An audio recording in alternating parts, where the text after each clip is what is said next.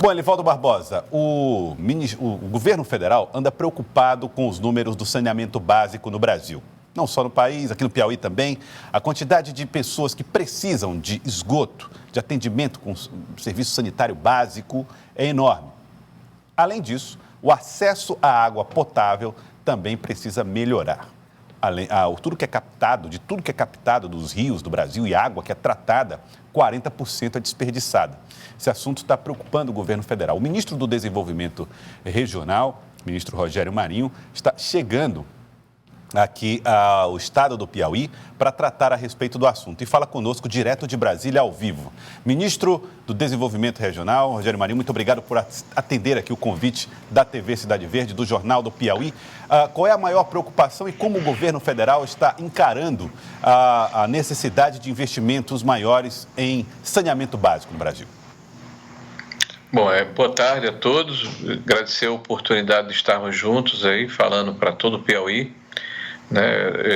Amanhã estaremos em Floriano, acompanhado pelo senador Ciro, por deputados da região. De lá iremos ao Maranhão, iremos à Imperatriz, no Maranhão, visitando obras de esgotamento sanitário, entregando conjuntos habitacionais e dando ordem de serviço para o início de uma nova obra, de uma nova etapa na área do esgotamento sanitário lá em Floriano, justamente fruto de articulação da bancada federal e da sensibilidade do nosso presidente, que tem nos determinado que não haja atraso, que não haja descontinuidade de obras ligadas à segurança hídrica, que significa justamente o esgotamento sanitário, o tratamento da água potável, transposição de rios, barragem, perfuração de poços, E essa ordem de serviço se dá em uma articulação que foi feita também pelo senador Marcelo, por ocasião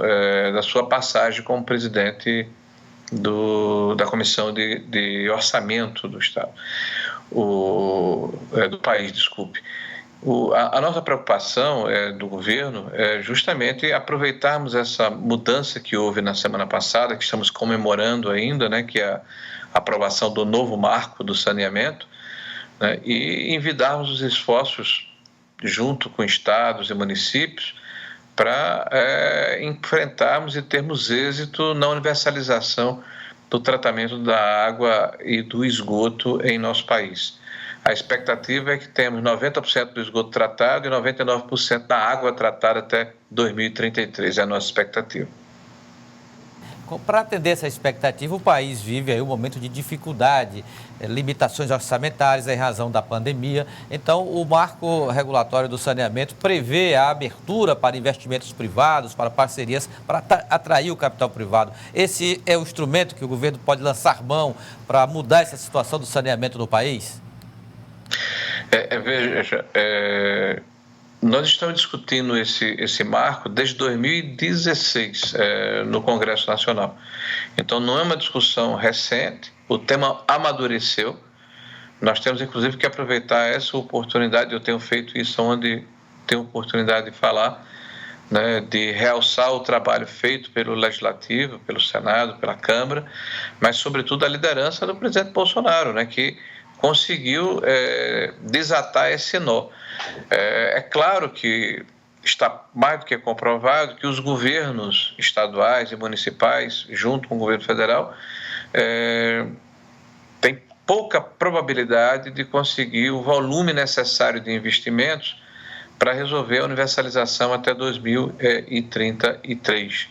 Então, por isso, na hora em que se tem segurança jurídica, previsibilidade, regras claras, respeito a contratos estabelecidos, nós estamos trazendo a iniciativa privada para, em parceria com os governos, resolvermos o problema da falta do tratamento do esgoto e da água e também o destino adequado do resíduo sólido, dos lixões em nosso país. Nós acreditamos que pouco mais de 700 bilhões de reais serão investidos nos próximos 10 anos, centenas de milhares de empregos serão gerados. Nós estamos agora formatando os decretos que terão que ser expedidos, regulamentando essa lei. Já fizemos o primeiro, que cria justamente esse comitê interministerial que vai definir essa política de aplicação. Nós estamos agora no processo de consulta pública, vamos abrir na quarta-feira, da próxima semana, dia 29, né? Que seria justamente para que possamos consultar a sociedade em relação aos parâmetros que vão definir qual é a capacidade de cada agência, de cada companhia, de saneamento por todo o país, as condições que ela tem efetivamente de cumprir o cronograma definido dentro do marco, né, o tempo e o valor dos investimentos. Então, esse é um trabalho que vai demandar muito esforço, mas é um trabalho extremamente prazeroso e, como eu disse, quem tem que comemorar é o Brasil como um todo, em especial a maior parte da população mais fragilizada economicamente, que hoje sofre muito com a falta de esgotamento sanitário, com doenças, com baixa produtividade, com mortalidade infantil. Então, tudo isso será enfrentado com esse novo marco. Ministro, no estado do Piauí, houve alguns esforços para tentar fazer com que o capital privado, ou mesmo que consórcios se formassem, para garantir o acesso ao saneamento básico. Esses esforços, eles pararam na falta de atratividade desses serviços de saneamento das pequenas cidades. O governo federal está atento a isso? Sei que o senhor é da região Nordeste, conhece bem essa realidade. O governo federal está atento a isso? Existem estratégias para tentar driblar essa falta de interesse por algum município que tem uma demanda menor por serviço de saneamento? Bom, primeiro, a lei estabelece a regionalização e os consórcios, né? Esses consórcios, eles, pela sua escala, eles permitem que haja uma remuneração do investimento. Então, nós vamos fazer o próximo decreto que trata justamente desse tema, que é o apoio técnico e financeiro que o Estado brasileiro, o governo federal, dará na elaboração dos projetos executivos que vão permitir a atração de players, de investidores, bem como o apoio técnico financeiro da elaboração e na gestação dos consórcios dentro de um parâmetro tal que permita a atração desse investimento. Então, a lei dá, como eu disse, uma tranquilidade ao investidor, porque define claramente quais são os parâmetros. O dinheiro, como se diz, é um ditado popular, não aceita desaforo. Então, se o recurso é público, tudo bem, você pode até fazer um investimento em que não há um retorno, mas se o recurso é privado, há uma necessidade de haver uma contrapartida. E veja, isso não vai significar necessariamente que haverá aumento de tarifa, porque como colocou, acho que foi o Joilson, o Joelson no início da fala, 40% da água que é capturada e é distribuída, 40% dela não chega ao consumidor final, é desperdiçado pela má conservação dos canos, né, pela dificuldade dessa prospecção, pelo desperdício que é definido até pela falta de gestão. Então, a simples gestão, a eficiência da gestão vai permitir que o investimento seja remunerado sem a necessidade necessária do aumento da tarifa pública, né?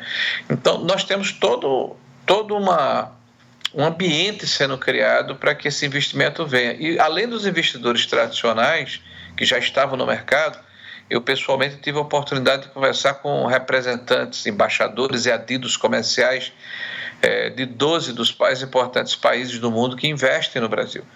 Todos mostrando, além de interesse, disposição firme de investirem em áreas como saneamento básico aqui no Brasil a partir desse novo marco. Então, não tenho dúvida que essa mudança de regulação, essa modernização vai melhorar muito essa atratividade. Mas, mesmo assim, se eventualmente em algum município tiver dificuldade de buscar essa atratividade, nós temos ainda ações ligadas à nossa Secretaria de Recursos Hídricos e da própria FUNASA, né, que irão fazer o trabalho que, eventualmente, a iniciativa privada não possa fazer.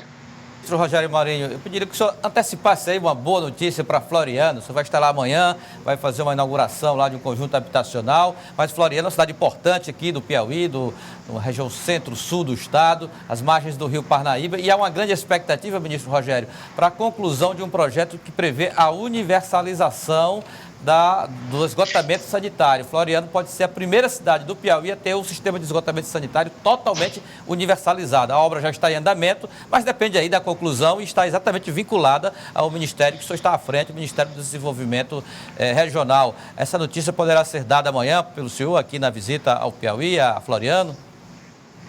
Com certeza. Nós já investimos mais de quase 50 milhões de reais na primeira fase. Temos aí mais 38 milhões para a segunda fase. E isso vai complementar praticamente 100% da cidade com o tratamento de esgoto e água tratada. E nós vamos fazer esse anúncio amanhã, além de inaugurar essa primeira etapa que já está concluída, né?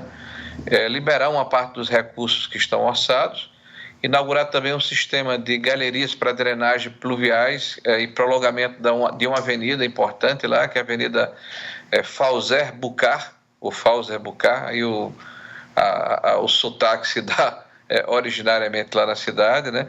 Então nós esperamos, além da inauguração do residencial Alto da Cruz, são quase 500 residências que também estão sendo entregues em Floriano. Então é uma agenda bastante intensa, né? E estaremos lá acompanhados do senador Ciro, né, com uma delegação do senador Marcelo Castro. Avisamos, inclusive, convidamos a bancada federal através do deputado Atla Lira, né, e certamente faremos uma grande festa lá. Uma festa pelo significado da obra, tá? Claro que a gente está no momento de pandemia, todas as precauções vamos tomar para evitar a aglomeração de pessoas e os protocolos para respeitar a saúde dos trabalhadores e da população local. Ministro Rogério Marinho, estava previsto para essa semana a vinda do presidente Jair Bolsonaro aqui ao estado do Piauí para uma agenda que envolveria o sul do estado e também ali a região norte da Bahia.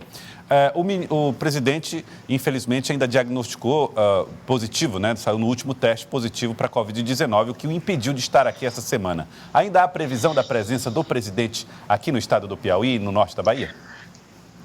Bom, realmente nós estávamos, inclusive, com essa viagem marcada já há mais de 20 dias. Ela foi reaprazada para amanhã, mas infelizmente o presidente da testou positivo. E se Deus nos permitir, né, e ele estiver bem de saúde, provavelmente a próxima semana nós estaremos lá. Vamos visitar o museu lá da Serra da Capivara, lá no Piauí, e inaugurar uma importante adutora de abastecimento de água lá para Campo Alegre, na Bahia. E em seguida iremos a Bagé, no Rio Grande do Sul. Será na quinta-feira da próxima semana.